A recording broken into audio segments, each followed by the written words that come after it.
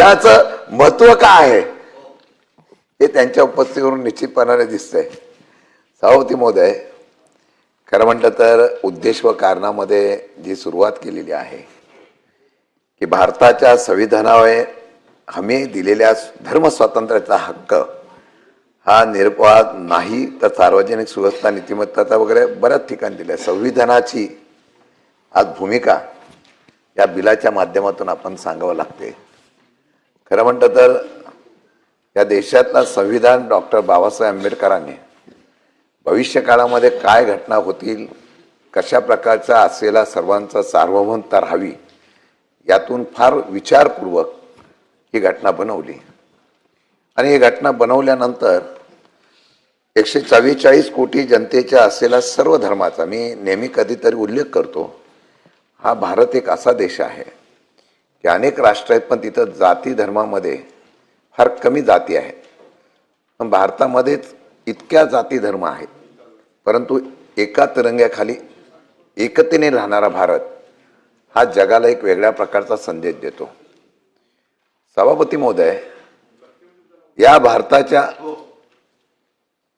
नंतर घेतले या भारताच्या असलेल्या हा एकतेचं प्रतीक देशाच्या स्वातंत्र्यापूर्वी आणि देशाच्या स्वातंत्र्यानंतर सुद्धा माहिती घेतली तर ज्यांना भारत देशाबद्दल प्रेम होतं, ज्यांना भारतीय म्हणून अभिमान होता, मग तो हिंदू असेल, तो मुस्लिम असेल, तो ख्रिश्चन असेल, तो ईसाई असेल, तो शीख असेल किंवा तो आदिवासी असेल, अनेक लोकांनी या धर्माच्या असलेला चौकटी बाजूला ठेवून एकसंघ भारतीयाचा नारा दिला. आज याच भारतामध्ये, याच हिंदुस्थानामध्ये आता धर्मवेद, धर्मवाद निर्माण होतो का अशा प्रकारची चर्चा किंवा शंका उपस्थित व्हायला लागली. हे अचानक का झालं मला माहीत नाही, परंतु आज मतीपर्यंत एकमेकांच्या सुखदुःखामध्ये, एकमेकांच्या अडीअडचणीला शेजारी राहणारा, तो हिंदू असेल तो मुस्लिमाला मदत करत होता, तो मुस्लिम असेल तो हिंदूला मदत करत होता. हे चित्र आम्ही भारतामध्ये पाहायला लागलेलं होतं. आणि हे चित्र एक अभिमानाचं होतं की देशाच्या स्वातंत्र्याच्या अगोदर सुद्धा ज्यांना पाकिस्तानामध्ये जायचं नव्हतं, तो मुस्लिम सुद्धा या देशामध्ये राहिला नव्हे तर छत्रपती शिवाजी महाराजांच्या काळापासून असंख्य मुस्लिमांनी सुद्धा राष्ट्रप्रेम, देशप्रेम, धर्मप्रेम याच्या माध्यमातून अनेक उदाहरणं आहेत की त्यांनी त्या ठिकाणी काम केलेलं आहे. आणि मला वाटतं की सध्याची राजकीय परिस्थिती बघितल्यानंतर अशा वेगवेगळ्या प्रकारची जी काही अवस्था निर्माण झालेली आहे त्याच्या संदर्भामध्ये एक बिल येत आहे. या बिलाचा उद्देश चांगला आहे, पण या बिलाचा उद्देश चांगला असताना अशा प्रकारची या असलेल्या अखंड हिंदुस्थानामध्ये अशा प्रकारचं बिल का येतं याचा सुद्धा विचार करण्यासारखी गोष्ट आहे.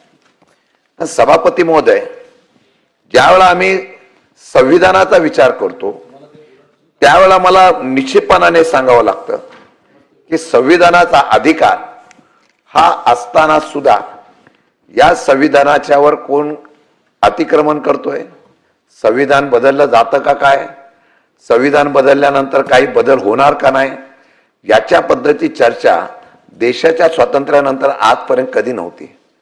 गेल्या काही वर्षापासून या संदर्भामध्ये सुद्धा चर्चा सुरू झाली, अनेक वेळा आंदोलनं झाली, अनेक वेळा रस्त्यावर उतरले गेले आणि अनेक वेळेला या देशामध्ये परिवर्तन करण्याची ताकद सुद्धा संविधानाने दाखवून दिलेली आहे. परंतु ही लोकशाही प्रेरित असलेला भारत हा जगाला एक वेगळ्या प्रकारचं प्रेरणा देणार आहे. हल्ली लोकशाहीच राहते का नाही याच्याबद्दल शंका उपस्थित होते. मग सत्तेच्या माध्यमातून आपल्याला हवं अशा प्रकारचं एक काम करून घ्यायचं किंवा सत्तेच्या माध्यमातून आपल्याला अपेक्षित असं राजकीय फायदा घेतला जातो का याच्याबद्दलची सुद्धा सभापती महोदय या ठिकाणी चर्चा होते. मी म्हणणार नाही, या असलेल्या देशामध्ये मी ताजं उदाहरण एवढंच सांगेन, अनेक चित्रपट बनतात, पण हे चित्रपट पूर्वीच्या असलेल्या ऐतिहासिक पासून वेगवेगळ्या असलेल्या संकल्पनेतून किंवा आताच्या सध्याच्या युगामध्ये सुद्धा अशा प्रकारचे चित्रपट आम्ही बघतो. परंतु इतर राष्ट्रामध्ये एखाद्या व्यक्तीचं स्टोम या इतर राष्ट्रामध्ये एखाद्या असलेल्या विषयाच्या संदर्भामध्ये सातत्याने लोकांच्या मध्ये तशा प्रकारची भावना प्रेरित करण्याच्या संदर्भातली भूमिका घेऊन असे अनेक अशा प्रकारचा हल्ली सोशल मीडियाचा जमाना आहे आणि या सोशल मीडियाच्या जमान्यामध्ये लोकांवर सातत्याने काहीतरी हे दाखवण्याचा प्रयत्न करणं, म्हणून आता हिंदी चित्रपटात सुद्धा असे निघत आहेत की त्यातून या असलेल्या भावना या दूषित होतात का काय याचा विचार सुद्धा ह्या बिलामध्ये करणं गरजेचं आहे. मला वाटतं की चित्रपटाला आम्ही सेन्सॉरशिप देतो. या चित्रपटाला सेन्सॉरशिप देत असताना या चित्रपटामध्ये देशाच्या अखंडतेला, सर्व धर्म असलेल्या या संविधानाला की सर्व धर्म असलेल्या एकजुटीला कुठं तडा जाऊन देण्याचे चित्रपट मुद्दाम येतात का याच्या संदर्भामध्ये आपण कायदा फक्त करतोय धर्मांतराचा, पण धर्मांतराच्या कायद्याच्या बरोबरच सलोख्याचा कायदा होणं गरजेचं आहे. आम्ही विषमता पेरणी करतो का, आपण विषमता उभी करतो का याचा सुद्धा गांभीर्याने विचार करणं गरजेचं आहे. म्हणून हल्लीच्या चित्रपटामध्ये काही काही वेळा आम्ही बघतो हे चित्रपट बघितल्यानंतर असं वाटतं की आम्ही याचसाठी देशाचं स्वातंत्र्य घेतलेलं आहे का, आणि जर कोण चुकीचा करत असेल तर त्याच्यावर निश्चितपणाने निर्बंध आले पाहिजे. परंतु चुकीचं व्हावं यासाठी कोण प्रेरित करत असेल तर त्याच्यावर सुद्धा निर्बंध होणं गरजेचं आहे. सभापती महोदय, या बिलामध्ये आपण बरेच विषय घेतलेले आहेत. निश्चितपणाने प्रत्येकाला आपला धर्म हा निश्चितपणाने अभिमानाचा असतो, धर्मावर त्याचं प्रेम असतो, आणि त्या धर्माला कोणीतरी धक्का लावण्याचा प्रयत्न केला तर तो हा सहन करत नाही, ही वस्तुस्थिती आहे. मला वाटतं की हल्ली इतकं धर्माचं वाद निर्माण झालेले आहे की पूर्ण देश आणि महाराष्ट्र राज्य सुद्धा अशांत झालेला आहे. नुसतं धर्मांतरावरून किंवा ज्यावर चर्चा करतोय आपण या बिलाच्या माध्यमातून मला काही गोष्टी आणायच्या आहेत. तुम्ही जर प्रामुख्याने बघितलं सभापती महोदय, हल्ली आरक्षणावरून सुद्धा वाद निर्माण होतोय. जनता तीच, कायदे तीच, नियम तेच, धर्म तोच, परंतु तरी सुद्धा हल्ली वेगवेगळ्या प्रकारच्या भूमिका आम्ही राजकीय स्वार्थासाठी, राजकीय फायद्यासाठी दिलेली आश्वासनं, दिलेले असलेले मुद्दे यातून ह्या अशा प्रकारचे प्रश्न निर्माण झाले आणि नुसत्या मुस्लिम आणि हिंदू याच्यामध्ये मतभेद झाले नाही. आम्ही राजकीय स्वार्थासाठी आता हिंदूमध्ये सुद्धा जाती जातीमध्ये मतभेद निर्माण झाले. कधी मराठा ओबीसी, कधी मराठा दलित, कधी अशा प्रकारच्या वेगवेगळ्या प्रकारच्या आम्हीच जातीच्या भिंती उभी करतोय, अशी लोकशाहीची एक वेगळ्या प्रकारचं आम्ही दृश्य सध्या पाहतोय. म्हणजे आम्हीच उभं करायचं आणि आम्हीच त्याला सावरण्याचा प्रयत्न करायचा, हे दुर्दैवाने मंत्री महोदय या आत्ताच्या ह्याच्यामध्ये यायला लागलेलं आहे. हे आम्ही धोका सांगतोय. राजकारण एक दिवसासाठी होतं आणि आपल्याला फायदा राजकारणामध्ये मताचा किंवा आपल्या फायद्याचा होऊ शकतो, परंतु हे करत असताना सभापती महोदय आज अशा प्रकारचं बिल येण्याच्या संदर्भातली ज्यावेळेला विचार चर्चा होते, पूर्वी पण धर्मांतर कायदा होता, त्या धर्मांतर कायद्याच्या संदर्भातून अनेक त्या ठिकाणी निर्णय सुद्धा झाले, परंतु हे सर्व आणि आम्ही मंत्री महोदय मला सांगतो, आपण काही लोकांचा विवाह झाला, माझी माहिती चुकीची असेल तर तो आंतरजातीय विवाह झाला की त्याला आपण प्रेरित करण्यासाठी काहीतरी आपण सरकारी शासनाकडून वेगवेगळ्या प्रकारच्या योजना आपण देत होतो. त्याच्या कुटुंब वस्तू असतील अशा प्रकारच्या सगळ्या साहित्यापासून सगळ्या मदत करण्याचा प्रयत्न करतो. एका बाजूला आंतरजातीय विवाह करण्यासाठी शासन प्रेरित करतं आणि दुसऱ्या बाजूला वेगवेगळ्या प्रकारच्या कायद्याचं बंधन आणण्याचा प्रयत्न करतो. हा दुभास का व्हायला लागला ती हल्लीच्या काळामध्ये मला कळलं नाही. सभापती महोदय, की आज ज्या पद्धतीने काही विषयावर रोज आम्ही ज्यावेळेला बातम्या बघतो, रोज वेगवेगळ्या प्रकारचे वक्तृत्व बघतो, लोकप्रतिनिधी असावा किंवा शासन असावं किंवा देशाचे प्रमुख असावे, राज्याचे प्रमुख असावे, ते ज्यावेळेला नेतृत्व करतात ते समाजाचे करत नसतात. ते ज्यावेळेला नेतृत्व करतात तेव्हा ते देशाचे, राज्याचे आणि त्या भागाचे नेतृत्व करतात.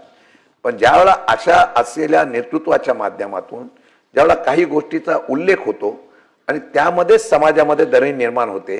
हा नुसती सुरुवात आहे, पण भविष्य काळामध्ये वैरसाहेब हा धोका आहे आणि हा धोका वाढत गेला तर त्यामुळे कायदा सुव्यवस्था निर्माण होते, ही वस्तुस्थिती आपल्याला नाकारता येत नाही. म्हणून आपण या असलेल्या कायद्यामध्ये ज्या काही काही मुद्दे मांडलेले आहेत, या मुद्द्यामध्ये आपण व्याख्यामध्ये सांगितलं आमिष, त्याचबरोबर कोणत्याही धार्मिक संस्थेद्वारे परिसंस्थेद्वारे चालवण्यात येणाऱ्या शाळेत महाविद्यालयात मोफत शिक्षण देणे, विवाह करण्यास वचन देणे, एखाद्या धर्माचा दुसऱ्या धर्माच्या तुलनेत गौरव करणे, अशा प्रकारचा चर्चा या व्याख्यामध्ये आहे. आपण उद्देश चांगला असेल, परंतु हा कायदा एका धर्मापुरता होत नाही. आता आपण जर बघितलं, कदाचित माझा अभ्यास चुकीचा असेल, पण वारकरी संस्था पण आपल्याकडे आहेत. ते सुद्धा धर्माचा त्या ठिकाणी प्रचार करत असतात, शिक्षण देत असतात. आमच्याकडे बरेच वारकरी मंडळ आहेत, मोठमोठे त्या ठिकाणी वारकरी विचाराचे असलेले आमच्याकडं प्रवचन करणारे आमच्याकडे हे आहेत. त्यांनी स्वतःच्या शाळा काढलेल्या आहेत. तिथं लहान मुलांना ते तशा प्रकारचं प्रबोधन करतात, तशा प्रकारचं वाटचाल करण्याच्या संदर्भामधला प्रेरणा करत असतात. आता हा वारकऱ्यांनी सुरू केलेली शिक्षण संस्था किंवा वेगवेगळ्या प्रकारच्या असलेल्या संस्था ज्या आहेत, ब्राह्मण समाजाच्या सुद्धा आहेत, ते सुद्धा ब्राह्मण समाजाच्या माध्यमातून वेगवेगळ्या प्रकारच्या अशा प्रकारच्या संस्था करतात, जेणेकरून प्रेरित पुढच्या असलेल्या एका ह्या असलेला पुरोहित या निर्माण व्हावा, वारकरी निर्माण व्हावा, अशा प्रकारचा विचार निश्चितपणाने येत असतो. आता हे करत असताना आपण खरं मी नागपूरमध्ये आपल्याकडे संघ संस्था आहे, जिथं प्रेरणा दिली जाते, जिथं शिस्त लावली जाते किंवा जिथं वेगवेगळ्या प्रकारचे विचार दिले जातात. प्रत्येकाला तो स्वीकारण्याचा अधिकार आहे.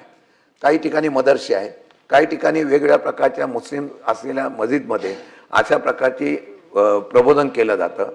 मग असं आहे की या संस्थेला सुद्धा या चौकटीत तुम्ही बसवणार का, याचा खुलासा होणं गरजेचं आहे. मग तो जर झाला तर या चौकटीमध्ये ते आल्यानंतर मग या बाबतीमध्ये तशा पद्धतीची चौकट तुम्ही तयार करताना हे सुद्धा त्यात येणार का, याचा खुलासा सुद्धा होणं गरजेचं आहे. कारण नियम जेव्हा होतो, कायदा जेव्हा होतो, तो कायदा सर्वांना होतो, तो विशिष्ट धर्माला होत नाही. मग कायदा जेव्हा सर्वांना होतो त्यावेळेला निश्चितपणाने त्याचा खुलासा करत असताना आपल्याला या सर्व संदर्भामध्ये मी ज्याचा उल्लेख केला, वेगवेगळ्या ठिकाणी वेगवेगळ्या धर्माचे, सगळ्या धर्माचे, अगदी सगळ्या धर्माच्या असलेल्या ठिकाणी विचाराचं देवाणघेण्यासाठी अशा प्रकारच्या धार्मिक संस्था आहेत. त्याचबरोबर परिसंस्थेद्वारे चालवणाऱ्या शाळा आहेत, महाविद्यालय आहेत, जे मोफत शिक्षण देत आहेत. याच्या संदर्भातली चौकट करताना ह्या संदर्भात मी नियम हा लागू होणार का, याचा खुलासा करणं गरजेचं आहे. आणि सभापती महोदय, दुसरा विषय आपण दिलेला आहे की जबरदस्ती करण्याच्या या निकषामध्ये आपण काही गोष्टीचा खुलासा केलेला आहे की सामाजिक बहिष्कार टाकण्याचा, दैवी प्रकोप होण्याचा, संबंध वेगळ्या जीवित व यांना गंभीर परिणाम या धमकी देण्याचा प्रयत्न होणे, अशा या सर्व गोष्टीच्या संदर्भामध्ये आपण माझ्या जादूटोणा आला, त्यानंतर तुम्हाला वशीकरण आलं, यामध्ये तुम्हाला मोहिनीकरण आलं, या सर्व गोष्टीचा ह्याच्यात खुलासा होणं गरजेचं आहे. कारण आपण ज्या वेळा एखादा सांगतो, कदाचित मी सांगेल मी तिथे का गेलो, मला वश करून नेलं, मला काय समोहित करून नेलं. आता समोहित करून जर मला नेला असेल तर तो कायद्यामध्ये गुन्हा होऊ शकतो का? हो, तो झालो नाही अजून. काय, कारण माझ्या मागे आहे ना इतकं मोठं दैवत आहे, त्यामुळे मला समोहित करण्याचा प्रयत्न झाला तरी ते वाचवत आहे. सभापती महोदय, या सर्व गोष्टीचा सांगताना मी खरं म्हटलं तर जे मुद्दे मांडलेले आहेत, ज्याचा पुढे भविष्य काळामध्ये या कायद्याच्या दृष्टिकोनातून अभ्यास करताना थोडंसं भविष्य काळामध्ये कदाचित हा विचार कायदा करताना, मी म्हणत नाही हा सार्वजनिक तुम्ही केला असेल, मग विशिष्ट हेतू म्हणून जर आपण हा कायदा केला असेल तर याचा परिणाम नुसता याच्यापुरता मर्यादित राहणार नाही बोलजी, याचा परिणाम हळूहळू सगळे मी जे उल्लेख करतो त्याच्या होणार आहे. त्यामुळे मग तुम्हाला बुवाबाजीपासून, धर्मगुरूपासून, त्यानंतर चर्च असेल वगैरे सगळीकडे फादर, कारण पुढे आपण त्याच्यामध्ये अजून फरक भयंकर लिहिलेला आहे, त्या सर्व गोष्टीच्या माध्यमामध्ये आपण यासाठी लबाडी, बळजबरी, फसवणूक, धर्मांतर, सक्षम प्राधिकरण, आडनावे वगैरे हे सगळं करण्याचा प्रयत्न आपण त्या ठिकाणी दिलेला आहे आणि ह्या सर्व संस्थाला आपण कारवाई करण्याच्या संदर्भातला हा कायदा करतोय. माझा अजून एक प्रश्न असा आहे की आपण या संस्थेचं पहिलं ऑडिट करावं लागेल. जेवढ्या लोकांना पूर्वी परवानगी दिल्या त्यावेळेला हा कायदा नव्हता. आता तुम्ही या लोकांना परवानगी दिलेल्या आहेत का? काय बेकायदेशीर चालू आहे? या संस्था ज्यावेळेला परवानगी, मग आपल्याला कायदा करावा लागेल की कोणत्याही अशा प्रकारची सामाजिक संस्था, कोणत्याही प्रकारचा अशा प्रकारचा सामाजिक उपक्रम करणाऱ्या संघटना असतील, धर्मदायी संघटना असतील, धार्मिक संघटना असतील, अनाथाश्रम असेल, वृद्धाश्रम असेल, रुग्णालय असतील, अशा सर्व संघटनेच्या संदर्भामध्ये विदाउट परवानगी कोणालाही असं कार्य करता येणार नाही. यासाठी तुम्हाला त्या ठिकाणी नियमावली करावं लागणार आहे आणि मग ती नियमावली केली तर कुठेतरी याच्यावर तरी बंधन येईल आणि या बंधनीच्या बाबतीमध्ये आपण याच्या त्या ठिकाणी निश्चितपणाने करावे गरजेचं आहे. सामूहिक धर्मांतराचा विषय आपण घेतलेला आहे. मला माहिती आहे की पूर्वीच्या वेळेला काही लोक असे आमिष दाखवतात, लोकसंख्या वाढावी म्हणून सुद्धा प्रलोभन दिलं जातं. काही राष्ट्रामध्ये ज्या राष्ट्राची लोकसंख्या कमी आहे तिला वाढावी म्हणून सांगतात. सभापती महोदय, आपल्याला मी सांगू इच्छितो की काही ठिकाणी आता मागे आपण बघितलं असतं तर बरेच लोक ख्रिश्चन समाजामध्ये त्या ठिकाणी जाण्याचा प्रयत्न केला गेला मागच्या काळामध्ये. या महाराष्ट्रात सुद्धा झाला की त्या ठिकाणी येऊन ख्रिश्चन समाजाचे लोक सांगायचे की आमच्या धर्मामध्ये आल्याने आम्ही, मग काही आमिष दाखवायची, काय असं करायचं, अशी चर्चा झाली. वेगवेगळ्या प्रकारच्या धर्माची लोक सुद्धा तिथे येतात आणि तशा प्रकारची चर्चा करतायत आणि त्यामुळे ह्या असलेल्या सगळ्या ह्याच्यातून स्वखुशीने गेला तर तो स्वखुशीने गेलेला माणूस असेल त्याला ह्याच्यातून सूट आहे का? आणि स्वखुशीने गेला नसेल, त्यांनी जबरदस्ती केला म्हणून त्याच्यावर गुन्हे दाखल करणार आहे का? ह्या सर्वाचा खुलासा व्यवस्थितपणे होणं गरजेचं आहे. आता अल्पवयीन याचा अर्थ 18 वर्ष वयाखालील व्यक्ती. आता तुम्ही मला परत कालच्या गोष्टीवर जाऊ नका. तुम्ही ज्यावेळेला एखादा कायदा करताना त्या कायद्याचं रक्षण करणारा अधिकारी, ती यंत्रणा सक्षम आहे का ते पहिलं बघा. की भ्रष्टाचाराने एवढी पोखरलेली आहे. काल मी तुम्हाला सांगितलं होतं 3 मुली अल्पवयीन होती. जे आपण बोलतो ना लव जिहाद वगैरे, हा सगळा विषय जो आहे, लोकांना असं संभ्रम होतं की हा कायदा फक्त आमच्या धर्मापुरता आहे का? हा पहिला तुम्हाला दूर करावा लागेल. म्हणजे विशिष्ट धर्माच्या लोकांनी विशिष्ट धर्माची मुलगी नेली किंवा विशिष्ट धर्माच्या मुलीला विशिष्ट धर्माच्या मुलाने नेलं की त्याचा जो वाद निर्माण होतोय, याच्या संदर्भामध्ये सरकारच्या वतीने स्पष्टीकरण करणं फार गरजेचं आहे. मी काल तुम्हाला सांगितलं होतं 2 धर्माच्या मधल्या जाते, फक्त मुस्लिमच असा नाही आहे, दलित पण आहे, मराठा पण आहे, यात पण वाद होतो. आणि या सर्व गोष्टीमध्ये पोलीस यंत्रणेकडे तक्रार केल्यानंतर ती तक्रार घेतली जात नसेल, 5-5 दिवस ती तक्रार करण्याची, माझ्याकडे FIR पण आहे, कालपासून ठेवलेलं आहे, पण ती तक्रार केल्यानंतर पोलिसच त्यांना सहकार्य करत असेल दुर्दैवाने, आणि हे ज्यावेळेला होतं मग तुम्ही हे कायदे करून करणार काय? त्यांना तुम्ही जबाबदार धरणार आहात का? जर तक्रार करण्यासाठी जसा ॲट्रॉसिटीचा कायदा आपला आहे, ॲट्रॉसिटी दाखल केल्यानंतर लगेच त्याची कारवाई केली पाहिजे. सुप्रीम कोर्टाच्या आणि केंद्राच्या आदेशाप्रमाणे FIR हा नोंदवलाच पाहिजे. पण तरीसुद्धा FIR नोंदवत नाही, तक्रार घेत नाही. तो आई वडील बिचारा आपली मुलगी गेले म्हणून हवाल दिला होतो, सगळीकडे पळतो, पण त्याला न्याय कुठं मिळत नसेल. मग तो न्याय मिळत नसेल तर तो मागतो. मग तुम्ही हे अल्पवयीन कायदे वगैरे जे केलेले आहेत, फूस लावून मुलीला नेणं, धर्मांतर करणं वगैरे, हे ते कायदे आहेत, हे फक्त कागदावर राहतात. मग त्यामध्ये सुद्धा तुम्ही एक क्लॉज करावा लागेल.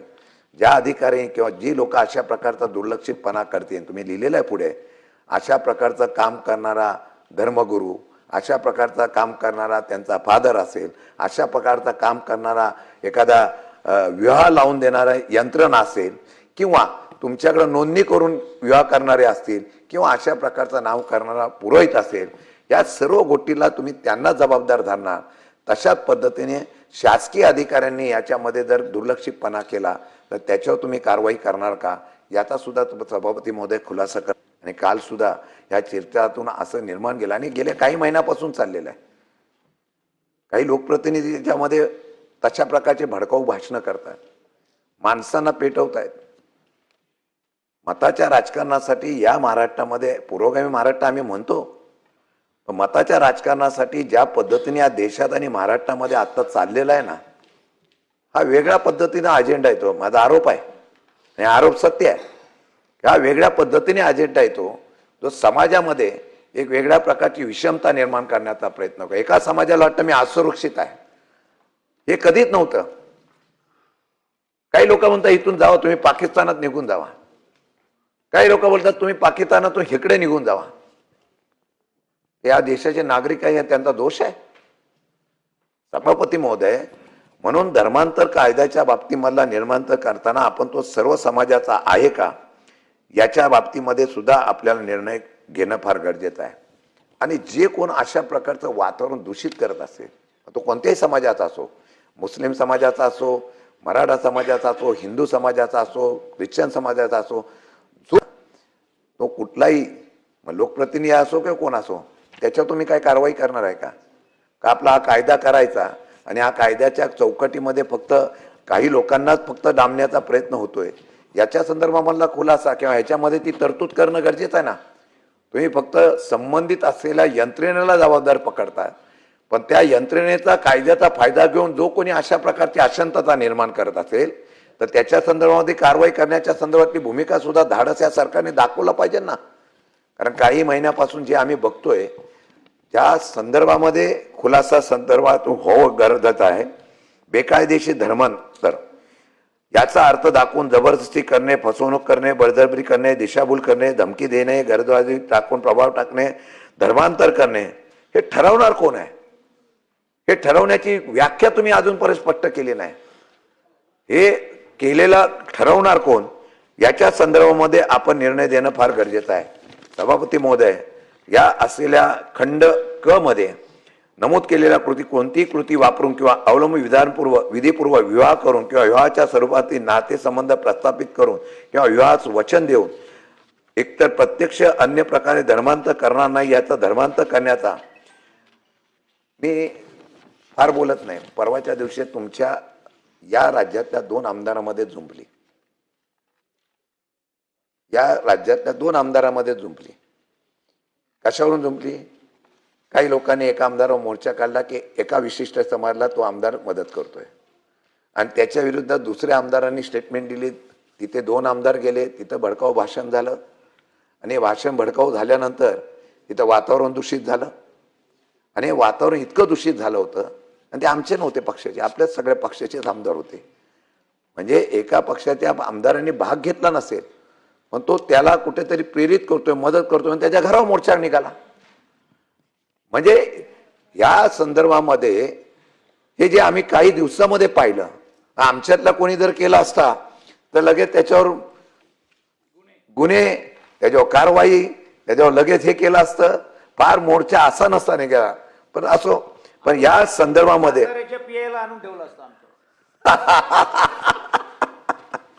तो आहे खरं भाऊ. आता जाती धर्मावर जायचं नाही, पण त्या ती मुलगी कुठल्या जातीची, तो मुलगा कुठल्या जातीचा, या सर्व गोष्टीचा एक आहे. तुम्ही अशा ठिकाणी हा PI पाठवा, कायदा सुव्यवस्था टाकून टाकेल, तो गुन्हाच करून घेणार नाही. तर त्या, आणि हे झालं 3 आमदारांमध्ये झालंय, तुम्हाला माहिती आहे. बरेच लोक म्हणतात की सांगू ना, नाही त्यांना माहिती आहे. नगरमध्ये घटना घडली, आता कळलं. तर या संदर्भामध्ये वेगवेगळ्या प्रकारची घटना घडल्या, आणि त्याच्याच संदर्भामध्ये या ठिकाणी, आणि खरं आहे पोलीस सहकार्य करतात या सगळ्या गोष्टीला. काही आपल्याला मिळालं की सरळ सांगतात ठीक आहे, काय चाललंय चालून द्या, आणि नंतर मग ज्यावेळेला प्रकार वाढतो त्यावेळेला त्याच्यावर निश्चितपणाने हे करण्यात येतं. आता केवळ 4 नंबर, केवळ बेकायदेशीर धर्मांतराच्या प्रयोजनासाठी केलेला विवाह शून्यवत व निरर्थक असणे, या बाबतीमध्ये न्यायालयामध्ये सुद्धा आपण जर गेलो, या असलेल्या बेकायदेशीर असलेल्या विवाहाच्या प्रॉब्लेम, आणि खरी गोष्ट आहे याच्यावर कडक कायदा झाला पाहिजे की फक्त धर्मांतर करण्यासाठी लग्न विवाह करायचा किंवा फायदा घेण्यासाठी धर्मांतर करायचं, हा जो नवीन एक पायंडा पडलेला आहे त्याला बंधन केलं पाहिजे. याचं निश्चितपणाने आम्ही समर्थन करू. कारण ही वस्तुस्थिती आहे की धर्माच्या असलेल्या सुविधा घेण्यासाठी काही लोक धर्मांतर करून घेतात, काही लोक त्याचा फायदा उठवण्याचा प्रयत्न करतात. आणि बेकायदेशीर धर्मांतर करण्याच्या बाबतीमध्ये ज्यावेळेला निर्णय होतो आणि त्यावर न्यायालयाने सुद्धा लगेच निर्णय देणं गरजेचं आहे. आपण काय करतो, याचिका दाखल केल्यानंतर त्याचा निकाल लागेपर्यंत त्या असलेला, आणि त्याला जी आपण परत त्याच्यात सांगितलेलं आहे की अशा प्रकारची झालेली जी गोष्ट आहे, धर्मांतराच्या बाबतीमधली झालेली गोष्ट असते, एखादी पीडित ज्यावेळेला त्या ठिकाणी येते, तिला आई वडील किंवा त्याचे कुटुंब स्वीकारत नाही. तुम्ही सांगितलंय की त्यांना त्यांची आपण व्यवस्था पर्यायी व्यवस्था करू. या पर्यायी व्यवस्था काय करणार, त्यांना कशा प्रकारचे संरक्षण करणार, त्याला कशा प्रकारचा न्याय देणार, याचा फार महत्त्वाचा मुद्दा हा तुमच्या माध्यमातून इथं येणार गरजेचं आहे. आणि म्हणून तुम्ही सांगितलेलं आहे बेकायदेशीर धर्म 5 नंबरमध्ये जे काय मुद्दे टाकलेले आहेत त्यामध्ये निश्चितपणाने त्याचं आम्ही समर्थन करू. चांगला निर्णय. बेकायदेशीर धर्माच्या धर्मांतरामुळे झालेल्या विवाहातून एखाद्या विवाहाच्या स्वरूपात नातेसंबंध जन्मलेले कोणतेही बालक असेल, विवाहपूर्वी विवाहाच्या नातेसंबंध पुरुषाच्या आईचा धर्माचे झालेले अन्याय करण्यात हे सगळे तुमचे नियम जे 5चे आहे ते निश्चितपणाने या ठिकाणी मान्याच्या संदर्भातून आम्ही निश्चितपणाने या ठिकाणी समर्थन करू. मी 8 मध्ये तुम्ही दिलेला आहे, परत त्या विषयावर येतो. 8 मध्ये खरं म्हटलं तर हा कायदा सुव्यवस्था आणि सगळं धर्मांतराचा वाद जो असतो ना, जो पहिला कुठं जातो तो पोलीस स्टेशनला जातो. आणि या पोलीस स्टेशनमध्ये ज्या वेळेला आपण जबाबदाऱ्या दिलेल्या आहेत त्या जबाबदारीवर पोलिसांनी त्याप्रमाणे अहवाल करणं गरजेचं आहे, त्याच्या संदर्भात कारवाई करणं गरजेचं आहे. मग या असलेल्या अंमलबजावणीमध्ये जो कोणी एखादा पोलीस यंत्रणेतला माणूस निष्काळजीपणा करेल त्याला जबाबदार धरून तुम्ही बाकीच्यांना 1 लाख रुपयाने दंड वगैरे सगळे लावलेले आहे, 7 वर्षाची कारावास दिलेला आहे, त्या अधिकाऱ्यांना सुद्धा त्या ठिकाणी कारवाई करण्याच्या संदर्भातून निर्णय घेणं फार गरजेचं आहे. तशा प्रकारचा आपण निर्णय घ्यावा ही आमची सूचना आहे. राज्य शासनाच्या असलेल्या विचाराला आपण 11 मध्ये लिहिलेला आहे. ज्या कृत्यामध्ये अपघात घडतो ते प्रत्यक्ष जी व्यक्ती करते ती प्रत्येक व्यक्ती, जी व्यक्ती अपराध करण्यासाठी सहाय्यभूत करणे, याच्या प्रयोजन करण्यासाठी कृत्य करणे, जी व्यक्ती अपराध करण्याच्या इतर व्यक्तीस मदत करणे, अप्रेरणा देते, जी व्यक्ती अपराध करण्यासाठी इतर कोणत्याही व्यक्तीला सल्ला देते, अशी कोणती व्यक्ती. आता ही व्याख्या सल्ल्याची जरा मला थोडीशी अडचणीची वाटते. म्हणजे एखादा तुमच्याकडे आता आमदार म्हणून हेमंत पाटलांकडे कोण गेला, त्यांनी एखाद्या वेळेला सांगितलं अरे असं आहे, कोणी आलं तर आपण हँडल करतो ना, तो परत त्यांनी सांगितलं नाही मी यांच्याकडे गेलो होतो त्यांना पण अपराधी करा. तर दुर्दैवाने सभापती महोदय या असलेल्या कायद्याच्या चौकटीमध्ये तो सुद्धा गुन्हेगार ठरू शकतो. म्हणून याची सुद्धा व्यवस्थितपणे, आणि राजकीय सुद्धा याच्यात गुन्हेगार ठरू शकतो, राजकीय गुन्हेगार सुद्धा ठरू शकतात. हा, कारण एखाद्याला अडकवायचं झालं तर याचा उपयोग सुद्धा केला जाऊ शकतो की तुम्ही त्यांना सल्ला दिला होता, तुम्ही त्यांना मदत केली होती आणि ती मदत करण्याच्या संदर्भातली भूमिका घेतली. तर या विधिमंडळातला मी खरं सगळेच करतात असं म्हणणं आहे, बरेच लोक अडचणीत येतील. कारण पहिल्या प्रथम जो एखादा माणूस येतो तो माझ्याकडे असेल, तुमच्याकडे असेल किंवा प्रशासकीय माणसाकडे जात असेल, यंत्रणेकडे जात असेल, मला यातून मदत करा, त्यावेळेला त्याला सांगितलं जात असेल थोडं बहुत नाही बघतो त्याला करतो म्हणून, तर तो करतो म्हणला म्हणून तो दोषी होईल का, याच्या संदर्भातला सुद्धा निर्णय फार गोष्टीची आहे. आणि म्हणून मी पृष्ठांकत करते, सांक्षत करतो, कोणती व्यक्ती ही अप्रेरणा देणं आहे. आता यामध्ये सगळे समाजाचे येतील ना, म्हणजे मौलवी पण येतील, पुरोहित पण येतील आणि A to Z येतील. आणि ह्या बाबतीमध्ये तो तुम्हाला आत्ता हे विस्तृत करताना सगळं सांगावं लागेल, कारण एका धर्माला वाटतं की हा कायदा आमच्यासाठीच केला जातो, म्हणून तो सांगणं गरजेचं असल्यामुळे हा कायद्याचं तुम्हाला विस्तृतपणे विश्लेषण करणं गरजेचं आहे, ज्याचा काल मुख्यमंत्र्यांनी केलेला आहे. आणि ते प्रसिद्ध करणं गरजेचं असल्यामुळे समाजामध्ये एक स्थिरता निर्माण होऊ शकते, त्याची काळजी आपण सगळ्यांनी करायची. आणि या कोणत्याही अपराध या असलेल्या गोष्टीमध्ये आता राज्य शासनाने बेकायदेशीर धर्मांतर बळी पडलेल्या व्यक्तींना विहित करण्यात येईल असे पुनर्वसन सहाय्य करणे, हा तुमचा 16चा जो विषय आहे याचा खुलासा करणं गरजेचं आहे. कारण सहाय्य आपण नक्की काय करता याच्या संदर्भामध्ये आपण सगळं सांगणं गरजेचं आहे. मी आपल्याला या सर्व गोष्टीतून एवढंच सांगतो की आपण हा बिल आणलेला आहे, या बिलाच्या संदर्भातून सूचना आम्ही मांडलेल्या आहेत. त्या मांडताना हा बिल एका धर्माविरुद्ध नाही, एका व्यक्तीविरुद्ध नाही, विशिष्ट समाजाविरुद्ध नाही, हे दाखवणं फार गरजेचं आहे. आणि ते दाखवत असताना मी परत सांगतो या अशा प्रकारचा कायदा सुव्यवस्था निर्माण करणारे जे कोणी असतील त्यांच्या सुद्धा कारवाई करण्याची धाडस दाखवा. आम्ही काय करतोय, राजकीय फायद्यासाठी मी परत त्या मुद्द्यावर होतो ज्यातून महाराष्ट्र अशांत होतोय. आम्ही कुठल्या जाती धर्माचं समर्थन करत नाही, परंतु ज्यावेळेला आम्ही हे कायदे करतो त्या कायद्याचा धाक दाखवून कोणतरी राजकारणाची पोळी भाजण्याचा प्रयत्न करत असेल तर ते सर्वात मोठं दुर्दैव असेल आणि ते एकमताने सार्वभौमतेला धोका देणार असेल. आणि हे तुम्ही बघताय कोण कशाही प्रकारची भाषणं करतं, कोण कशाही प्रकारचं वक्तृत्व करतं. मला वाटतं त्याला तरी शेवटी सरकार आहे ना, पोलीस यंत्रणा आहे, डिपार्टमेंट आहे, कारवाई ते करतील ना. आम्ही का जातो तिथे? आम्ही कशाला लोकांना त्या ठिकाणी पेटवून देतो? आणि आत्ताचा युवक वर्ग भावनिक एवढा मोठा, एवढा भावनिक आहे की तरी टाचणी जरी पडली तरी तो अख्खा विभाग पेटून जातो. ही वस्तुस्थिती आहे. म्हणून समाजामध्ये जी काय आता दरी निर्माण केलेली आहे ना ती मिटवायची असेल तर मला वाटतं की आपण त्याच्या बाबतीमध्ये निश्चितपणाने काळजी करणं गरजेचं आहे. पण माझी विनंती आहे सरकारला की या कायद्याचं आपण अंमलबजावणी कराल, पण ती करत असताना जे छत्रपती शिवाजी महाराज, शाहू फुले आंबेडकरांचा महाराष्ट्र, या विचाराचा महाराष्ट्र म्हणून आमचा हा महाराष्ट्र ओळखला जातो, तो काही वर्षापासून हा महाराष्ट्र हा वेगळ्या प्रकारे नेण्याचा प्रयत्न होतोय आणि तो या कायद्याच्या रूपांतरण होऊ नये एवढीच अपेक्षा व्यक्त करतो आणि केलेल्या सूचनेचा सरकारने गांभीर्याने विचार करावा. धन्यवाद. हेमंत पाटील.